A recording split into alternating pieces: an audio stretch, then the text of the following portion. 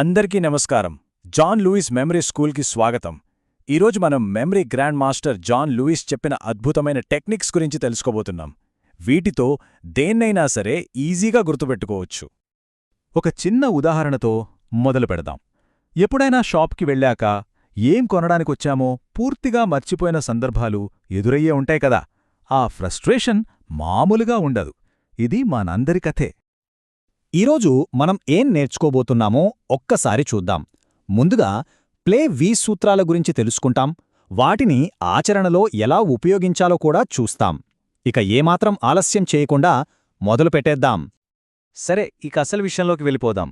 John Louis method వెనుకున్న అసలైన magic అంతా ప్లే వి అనే ఈ సింపుల్ ఫ్రేమ్వర్క్లోనే దాగి ఉంది. ఇవే ఆ 5 అద్భుతమైన సూత్రాలు: పిక్చర్, లొకేషన్, అసోసియేషన్, యమ్మీ, ఇంకా విజువలైజేషన్. సింపుల్గా చెప్పాలంటే PLAV, ప్లేవి. వీటితో మన మెమరీని నెక్స్ట్ లెవెల్కి తీసుకెళ్లొచ్చన్నమాట. ఇందులో మొదటి 2 సూత్రాలు అంటే పిక్చర్ ఇంకా లొకేషన్, ఇవి రెండూ కలిసే పనిచేస్తాయి. మొదటగా మనం గుర్తుంచుకోవలసిన దాని గురించి మనసులో ఒక క్లియర్ పిక్చర్ క్రియేట్ చేసుకోవాలి. అలా చేసిన వెంటనే దానికి సంబంధించిన ఒక లొకేషన్ కూడా ఆటోమేటిక్గా మన మైండ్లోకొచ్చేస్తుంది. ఇప్పుడు ప్లేవీలోని ఏ దగ్గరికి వద్దాం, అదే అసోసియేషన్. అంటే ఏంటంటే మనం నేర్చుకునే కొత్త సమాచారాన్ని మన మెమరీలో ఆల్రెడీ ఉన్న దానితో బలంగా ముడివేయడమన్నమాట. సో ఇక్కడ ముఖ్యమైన పాయింట్ ఏంటంటే, ఒక కొత్త విషయాన్ని గుర్తుపెట్టుకోవాలంటే దాన్ని మనకు ఇప్పటికే తెలిసిన దానితో లింక్ చెయ్యాలి. ఒకదాని తర్వాత ఒకటి, అచ్చమొక చైన్లాగా. మరి ఈ లింక్ ఎలా పెట్టాలి? చాలా ఫన్నీగా జాన్ లూయిస్ కొన్ని సూపర్ టెక్నిక్స్ చెప్పారు. 2 వస్తువులు కలిసి డాన్స్ చేస్తున్నట్టు ఊహించుకోవచ్చు, లేదా ఒకదానిలో ఒకటి దొర్లుతున్నట్టు.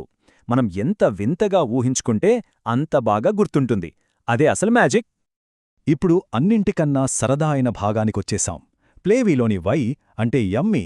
దీనర్థమేంటంటే మనం మనసులో ఊహించుకునే చిత్రాలను చాలా ఆసక్తికరంగా, ఎగ్జైటింగ్గా, ఇంకా చెప్పాలంటే అసాధారణంగా మార్చడం.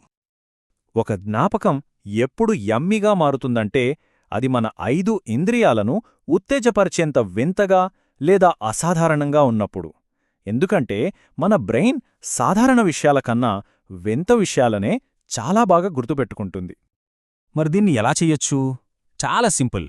ప్రాణం లేని వస్తువులు మాట్లాడుతున్నట్లు, వాటి సైజును విపరీతంగా పెంచేసినట్లు, లేదా ఫన్నీ రైమ్స్ వాడుతూ, ఇలా ఒకదానికొకటి సంబంధం లేకుండా ఎంత హాస్యంగా ఊహించుకుంటే అంత మంచిది. థియరీ వినడానికి చాలా బాగుంది కదా, కానీ ఇది నిజంగా వర్కౌట్ అవుతుందా? అవుతుంది. 5 వస్తువులతో కూడిన ఒక లిస్ట్ని మనమిప్పుడు కలిసి గుర్తుంచుకుందాం. అప్పుడిది ఎంత పవర్ఫుల్ టెక్నిక్కో మనకే అర్థమవుతుంది.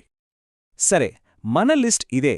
ఈ 5 వస్తువులను మనం ప్లేవీ సూత్రాలను ఉపయోగించి ఇదే ఆర్డర్లో గుర్తుపెట్టుకోబోతున్నాం. రెడీగా ఉన్నారా? ఓకే, ఫస్ట్ ఒక పెద్ద మామిడి పండును ఊహించుకుందాం. ఇప్పుడు అసోసియేషన్ వాడదాం. ఆ పండును కట్ చేస్తుంటే లోపల టెంకకు బదులుగా ఒక చిన్న కుక్కపిల్ల భౌ భౌ అంటూ బయటకు దూకింది. వింతగా ఉంది కదా? పర్ఫెక్ట్!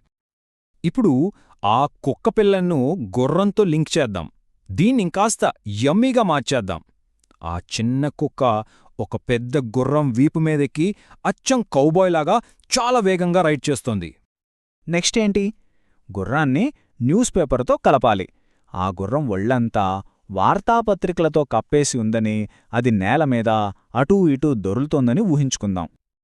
ఫైనల్గా వార్తాపత్రికను మన చివరి ఐటెంతో జతచేద్దాం.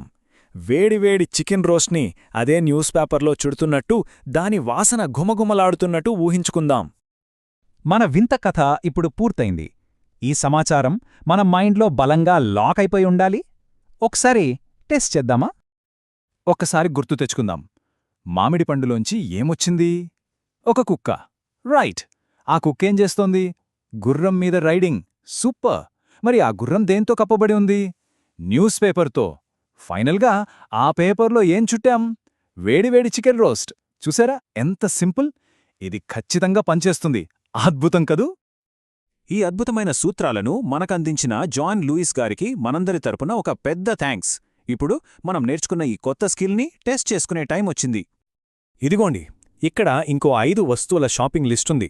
మీకో చిన్న ఛాలెంజ్.